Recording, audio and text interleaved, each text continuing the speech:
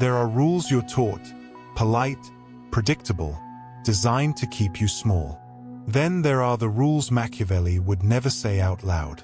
The ones that carve the divide between those who command rooms and those who shrink into them, between those who wield influence and those who beg for scraps of it.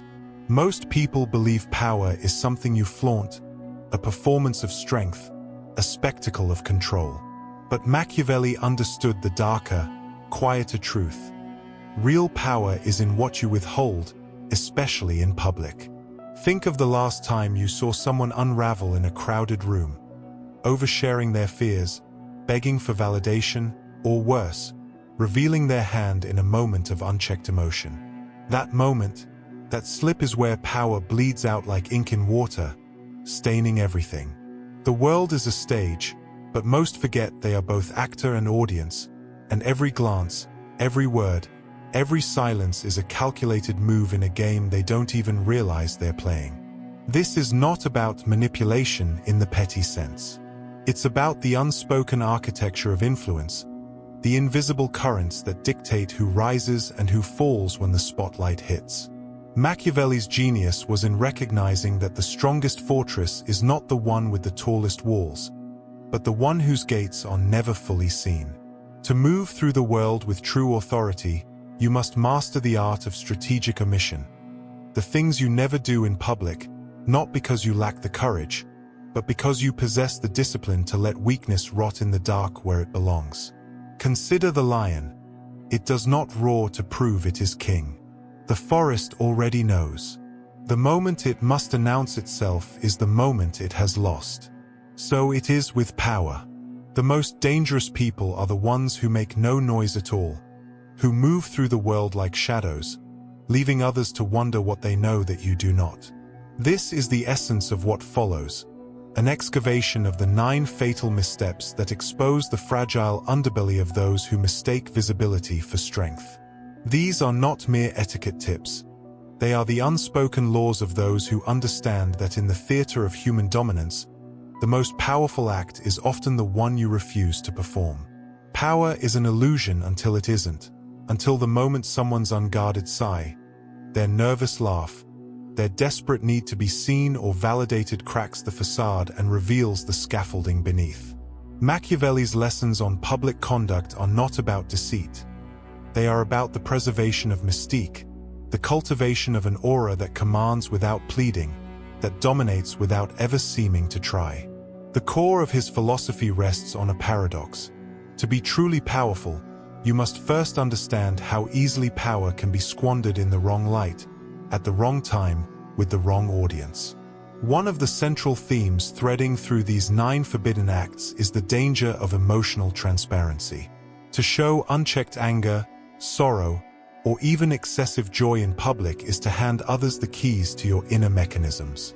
Imagine a gambler who flinches at every turn of the card. His tells make him predictable, and predictability is the death of leverage. The same applies to the social and political arena. Every outburst, every confession, every moment of vulnerability is a tell, a crack in the armor that others will exploit, not out of malice, but because it is human nature to probe for weakness. Another pillar is the illusion of equality in exposure. Most believe that openness breeds connection, that stripping oneself bare in public fosters trust. But Machiavelli would argue that familiarity does not always breed respect. It often breeds contempt, or worse, indifference. The ruler who dines with the masses every night becomes just another face in the crowd. The leader who explains every decision loses the aura of unshakable command. There is a reason the oracle speaks in riddles and the king remains behind velvet ropes. Mystery is not just a tool, it is the foundation of perceived authority. Perhaps the most subtle yet devastating misstep is the failure to control narrative. In an age where every glance can be dissected, every word can be twisted, the person who speaks recklessly in public is like a sailor who doesn't realize the tide is pulling him into deeper waters. What you say is never just what you say. It is what others hear, what they repeat, what they reshape in their own image. The moment you let slip an unvetted thought is the moment you surrender authorship of your own story. Underlying all of this is the concept of the calculated reveal. Power does not hide out of fear, it conceals out of strategy. The magician does not explain his tricks, the general does not disclose his next move, and the sovereign does not justify himself to the crowd. To withhold is not to lack, it is to possess so much that you need not prove it. These themes are not arbitrary, they are the invisible threads that, when pulled, unravel the tapestry of influence. To ignore them is to walk onto the battlefield unarmed, believing charm or honesty alone will shield you. But Machiavelli's world is one of quiet laws, of currents beneath the surface, and those who do not learn to navigate them will always wonder why the throne remains just out of reach. History whispers its lessons through allegory, through the stories we tell to make sense of power's elusive nature. Consider the myth of the golem, a creature of immense strength animated by hidden words, powerful only so long as the sacred inscription remained concealed within its mouth.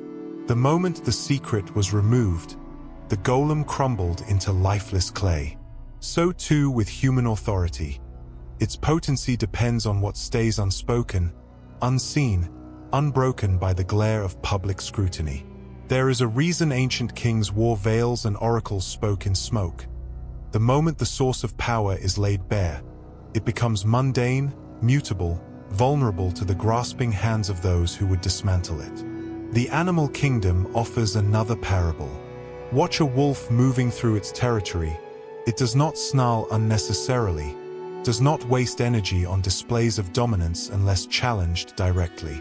Its power lies in the tension of what it could do, not in proving what it can do. The pack follows not the loudest voice, but the most composed presence, the one whose silence carries more weight than others' noise. Modern society has forgotten this primordial language, mistaking social media confessionals and emotional exhibitionism for authenticity when in truth, they are surrender. Every public breakdown, every impulsive revelation, is another tooth pulled from the jaw of one's own influence. Even the cosmos conspires to teach this lesson. Black holes exert incomprehensible gravitational force not through visible spectacle, but through sheer absence, the ultimate manifestation of power through what cannot be seen. Stars that burn brightest collapse fastest, their brilliance both their glory and their undoing. The parallel to human dynamics is inescapable. Those who shine too intensely in public, who demand constant attention and validation, often find themselves drained of substance, their light fading into the cold expanse of indifference. The ancients deified the sun but feared eclipses, for in that momentary withdrawal of light, they understood a deeper truth about reverence and mystery. These narratives converge on an uncomfortable revelation. What we call power is often just the careful curation of absence. The blank spaces in a painting that give form to its subjects, the pauses between notes that create music's emotional weight, the unspoken tensions in a room that dictate its hierarchy, all obey this same principle.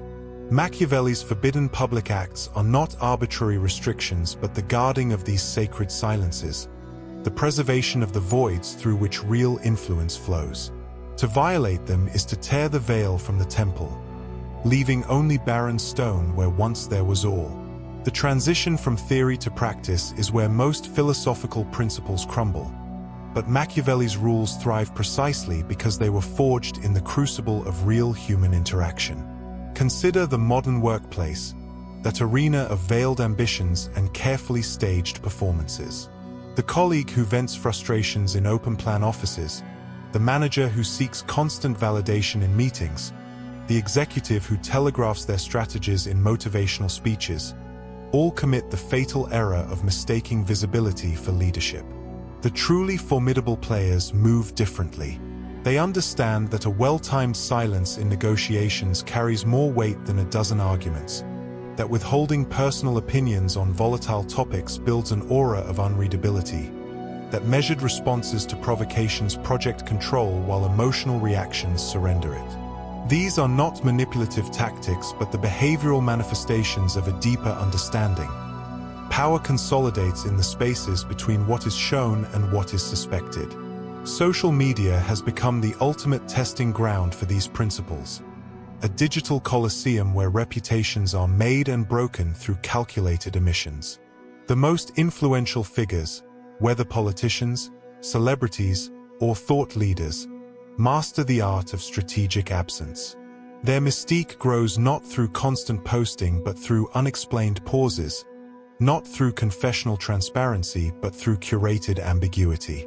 Meanwhile, those who live-stream their every thought and emotional spiral become ephemeral curiosities, their oversharing rendering them simultaneously overexposed and irrelevant.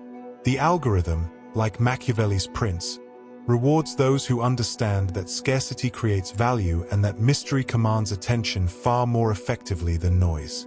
Even in personal relationships, these dynamics manifest with startling clarity. The friend who shares every vulnerability becomes the one others confide in but never respect. The romantic partner who declares their devotion too eagerly often finds their affection discounted. Human psychology is hardwired to equate accessibility with diminished worth, a cruel but immutable truth that Machiavelli recognized centuries before behavioral economics put a name to it.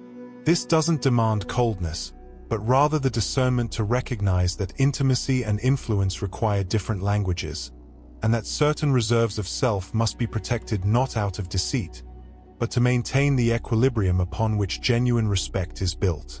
The journey through these 9 forbidden acts reveals not a handbook for manipulation, but a mirror reflecting an uncomfortable truth about the architecture of human perception.